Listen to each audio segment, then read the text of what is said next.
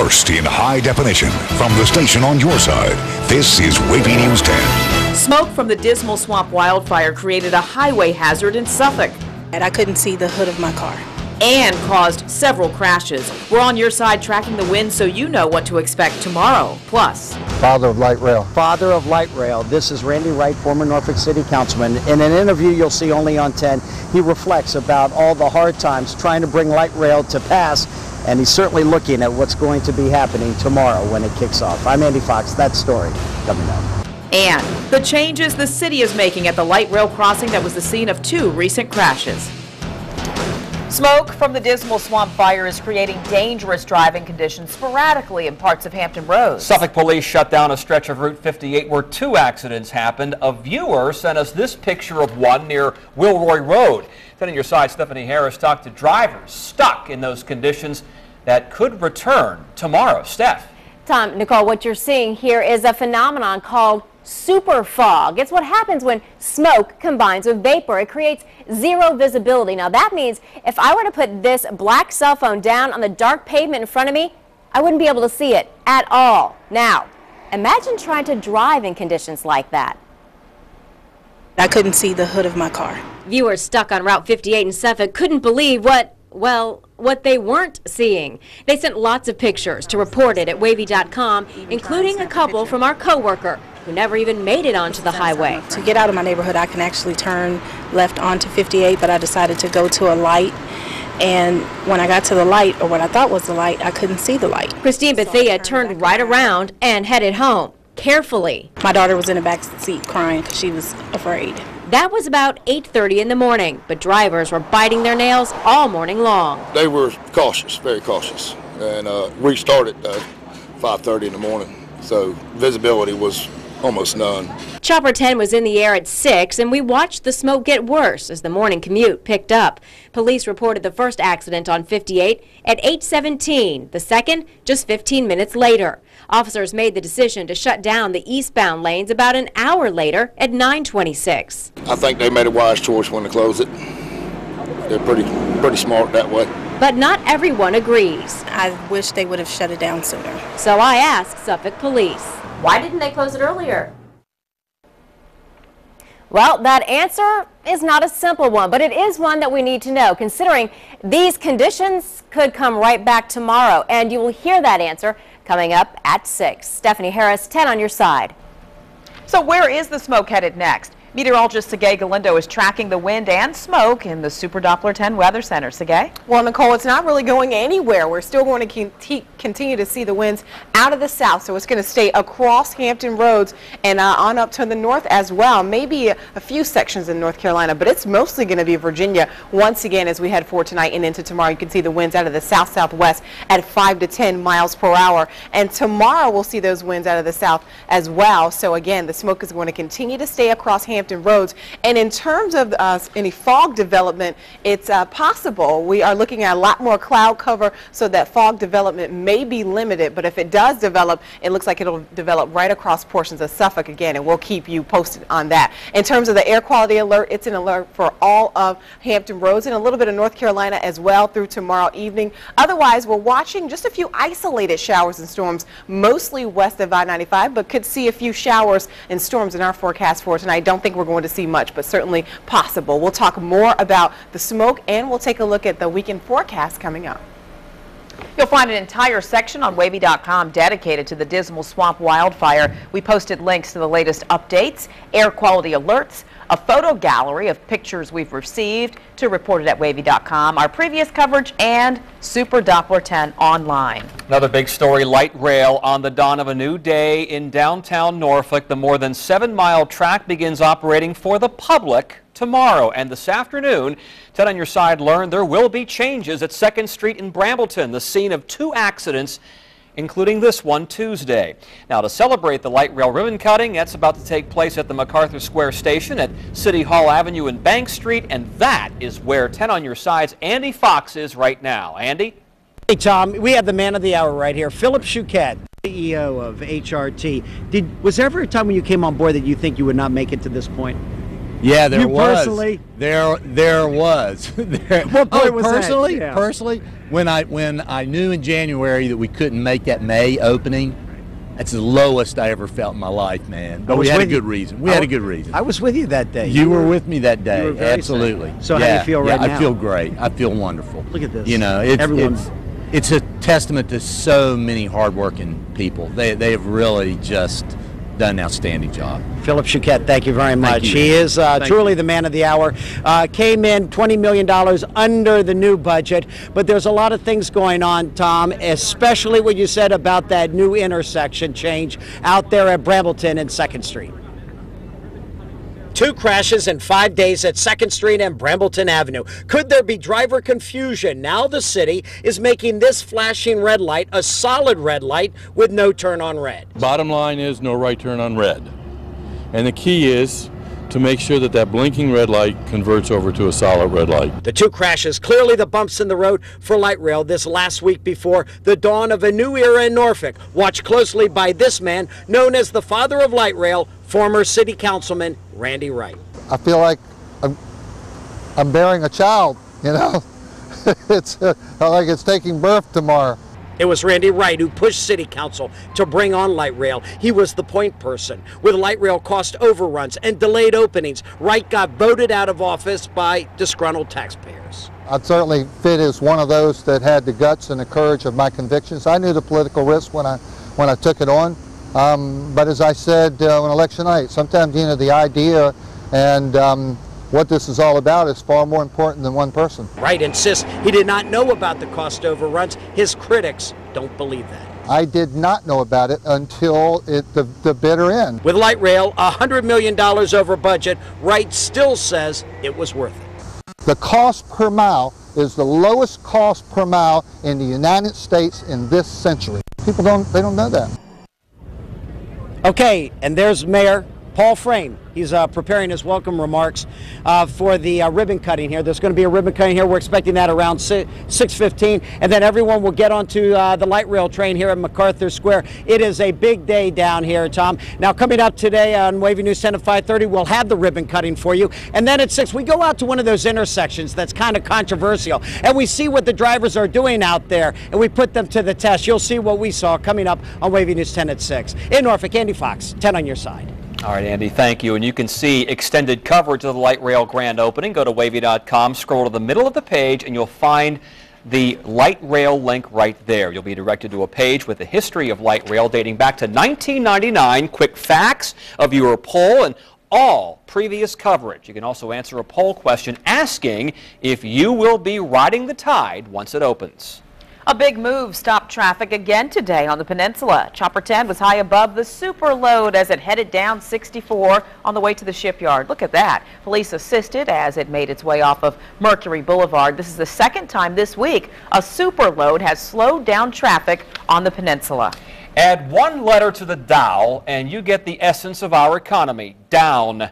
The hits just keep coming. At one point, the Dow Industrial slid 500 points.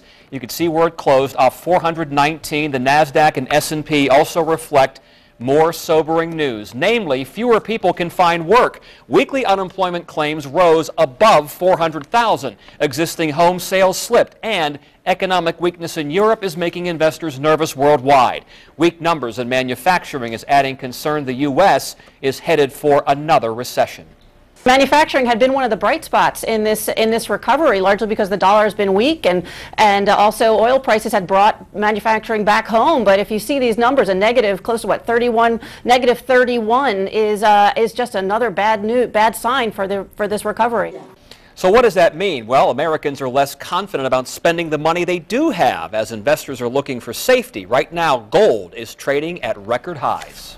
Virginia ended the last fiscal year with a surplus of nearly $545 million, and Governor Bob McDonnell wants to use part of the money to set up a reserve fund to deal with fallout from the tumultuous federal budget situation. Last month, the governor said the Commonwealth ended the year with a $311 million surplus. Today, he disclosed the new figure to the General Assembly's money committees. The new figure reflects state agency savings and agency balances.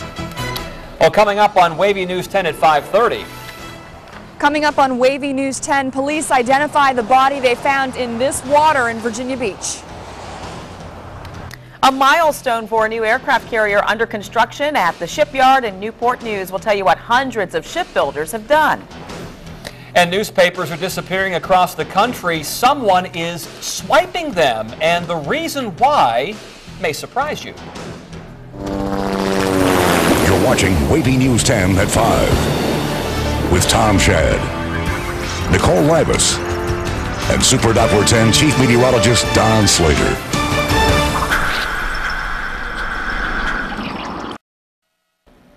Halfway there, Huntington Ingalls Industries says the structural work is 50% complete on the Gerald R. Ford aircraft carrier. More than 1,800 shipbuilders are working on that ship. The Ford has been under construction at the Newport News Shipbuilding Division since November of '09. It's on track to launch in 2013. Delivery to the Navy set for 2 years later. The Ford-class aircraft carrier features a new nuclear power plant, a redesigned island electromagnetic catapults, improved weapons movement, and an enhanced flight deck. A lot of stuff going on. From crayons to pencils to backpacks and folders, 10 on Your Side is collecting everything children need to head back to school. You can drop off your donations at any Langley Federal Credit Union, Priority Automotive, or Office Depot. The school supplies will be distributed to local schools. Tomorrow, you can help 10 on Your Side's Don Roberts stuff the bus at the Office Depot. That's at Hilltop Plaza Shopping Center in Virginia Beach. He'll be there all morning long and into the afternoon, greeting those who are donating school supplies. Well, has your morning newspaper disappeared from your driveway recently? Well, it's not just your neighborhood, but newspaper execs across the country blame extreme couponing, or couponing, however you want to say that. That's where shoppers collect coupons in large numbers to make major purchases for a few bucks. The people who deliver the papers are hurt the most by the thefts because they have to pay for the missing copies out of pocket. Some papers say that they've also seen a bump in sales. Coaster changes, why a popular theme park is changing the way it operates one of its rides. Also a loss and a gain. Newport News Williamsburg International Airport. A new arrival today there, where the airline is going and how much it'll cost you next.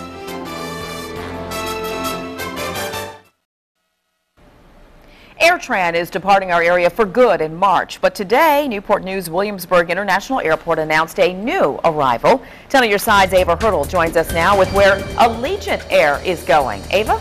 Nicole, there was a little fanfare, but the traveling public will find this a sunny destination. There we go. It's the unveiling of a new airline for Newport News Williamsburg International Airport. Allegiant is a leisure carrier. Our focus is to bring small cities into what we determine world-class leisure destinations. And come November, the airline will arrive to begin service from Newport News to Orlando's Sanford International Airport with its normal schedule effective in December. It will be 4 flights per week. They will operate Monday, Wednesday, Friday, and Saturday. Allegiant will use a 150-seat aircraft on its flights. With AirTran Airways leaving early next year, the addition of Allegiant Air is seen as the first step in the airport's rebuilding effort. And a plus for business. AirTran Airways will be leaving on the table 485,000 passengers when they depart this market March 9th. So there are a lot of passengers out there for other airlines to accommodate. That's where Allegiant Air comes in. Newport News is a great community. There's an underserved market here. With the loss of a recent carrier in this market, it's a great opportunity for Allegiant to come in and help provide nonstop jet service down to Florida. Plus, she admits there's a chance for added service, too.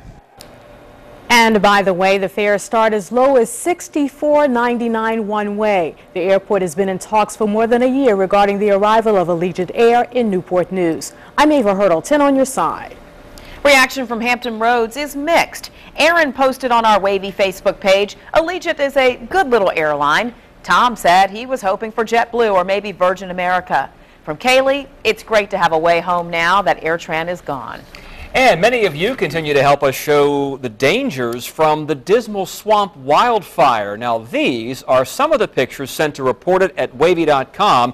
Smoky conditions in Suffolk. You can see, well, really practically nothing. Some of you can see the smoke at times. Others can smell it, sometimes both. We had it in downtown Norfolk today, the first time I smelled it in a long time. It certainly shifts. Yeah. It just takes a little bit of a wind change, and there you have it. That's right, and it looks like we're going to be smelling it at least through tonight and into the day for tomorrow, as the winds aren't going to change all that much. And we are looking at the potential for fog, but it's going to be pretty limited. I think we're going to have some clouds tonight, and that may limit the fog formation. But still, we've got to watch out because it could be pretty localized, and we could see some fog forming, especially over those bridges and overpasses. We're talking in the areas of Suffolk. So again, we're going to be watching that closely, but it doesn't look like we're going to see any widespread fog development like what we had this morning. Here's a look at Windward Towers. Tom and I were just talking about this picture, and just at the top of the hour you couldn't see the towers. Now you can actually see those, so things are still starting to improve across the area. And you can see tonight's forecast still keeps the smoke across Hampton roads with winds out of the south-southwest at 5 to 10 miles per hour, and as far north as potentially the eastern shore or the northern neck. And winds really don't change all that much. We'll see more of a southerly flow for tomorrow, so again, that's going to keep the smoke across Hampton roads, and we're going to be watching very closely for the potential for some patchy fog to develop as well, coinciding with that smoke that could produce some low visibilities. But the best chances for that will be across mostly Suffolk and places that are very close to the actual wildfires. Right now we take a look at live Super Doppler 10, and we do have a few isolated showers and storms, nothing extremely widespread, but some of those affecting the Outer Banks, and we've got a couple of showers just west of I-85 right now, and that could creep into the area, but we don't anticipate a whole lot of wet weather. Just a few isolated showers and storms will be possible through the evening. Once we really get rid of the daytime heating, I think those showers will tend to diminish as well. So we'll look for areas of smoke for tonight. Temperatures around 71, winds out of the south-southwest at 5 to 10. Here's the big picture. We've had high pressure in control. That's going to scoot out, and we're going to have series of very weak waves of energy that's going to push across over the next coming days. Eventually, we've got a cold front that's going to track through. That'll be late in the weekend, so the models are kind of all over the place in terms of rain chances. They backed off a little bit on Friday and really revved things up a little bit for Saturday into Sunday, but either way, we're looking at those possibilities for showers and storms mostly tomorrow and into the weekend as well. So we put things into motion. Notice tonight things are mostly quiet. Again, we'll be watching the potential for some fog development. It really depends on the cloud cover that we are going to see for tonight. By noon tomorrow, I think we'll start off with partly cloudy skies. Again, some showers and storms beginning to pop up across the area in the evening hours, but on future track you notice it still isn't all that much. Chances are about 30% for Friday. On Saturday, we'll be watching the potential for some showers and storms as well,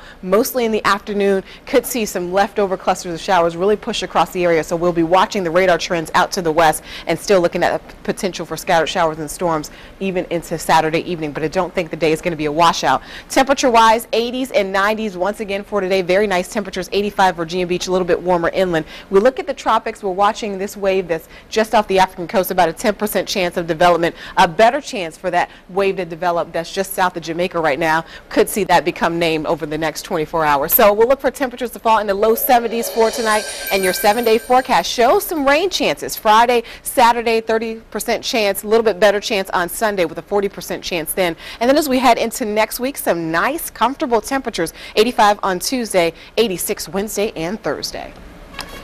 Well, the FBI says it's no joke. Agents are investigating threats made against David Letterman. Who wants him dead and why? Then Michael Vick is a proud Philadelphia Eagle, but he didn't always want to play for that team. New at 5:30, hear what teams the Newport News native thought would be the right fit after his release from prison. There's a new oil sheen on the water in the Gulf of Mexico, and the Coast Guard is investigating the source. BP says it's not coming from its operations and is far from the site of the Macondo well. An explosion at that well last year killed 11 men and led to the worst offshore oil spill in U.S. history. The well spewed more than 200 million gallons of oil into the Gulf before it was capped some 3 months later. And a terrorist website is threatening David Letterman. Death threats to The Late Show were posted on a radical Islamic site used by Al-Qaeda. They are in response to jokes that Letterman made about the death of a terror leader in Pakistan. The FBI is investigating those threats. Letterman's show is on hiatus for the summer. Universal Orlando is making changes to one of its popular roller coasters after 2 people were hurt on the ride in the past 2 weeks. This is the coaster, the Dragon Challenge. It's part of the Wizarding World of Harry Potter attraction. Earlier this month, something hit a rider in the eye and left him blind. Another man received face and leg injuries when something hit him. A park spokesperson says the objects likely came from the hands of riders. Universal says the twin coasters are now set in motion alternately to keep them farther apart. They used to launch at the same time, which brought the coasters very close to each other. Well, technology is always changing. Now DVDs and Blu-rays could become a thing of the past. I haven't even gotten a Blu-ray machine yet. We'll tell you the new way that you'll be able to buy movies and TV shows. Then another deadly stage collapse. This crumpled mess of steel killed 3 people and hurt more than 70 others. We'll tell you where this one happened, new at 5:30.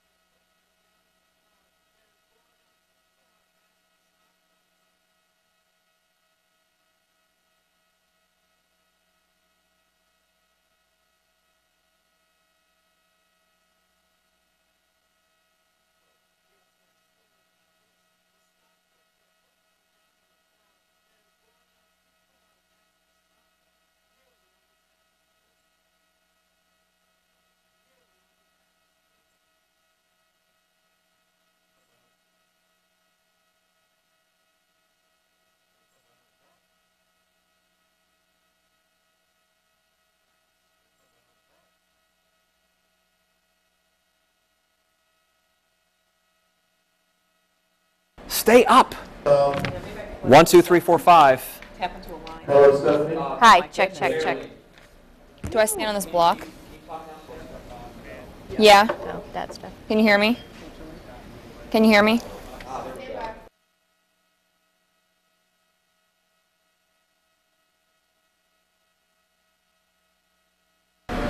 Well, there is already Redbox rentals, Netflix streams, more downloads on iTunes, and coming soon, Ultraviolet. It's a way of buying, storing, and accessing movies and TV shows. Here's how it works. When you buy your movie in a store or online, you can send it to something called a digital rights locker. Then you'll be able to download or stream the content on your computer, smartphone, or game console. Consumers will be able to access their collections wherever they are, and they'll be able to share with their family. Ultraviolet launches in the fall, no word on the cost, and all the major movie studios except Disney are on board with this because Disney is working on a similar service. What will they think of next? Stay with us. WAVY News 10 at 5:30 starts right now.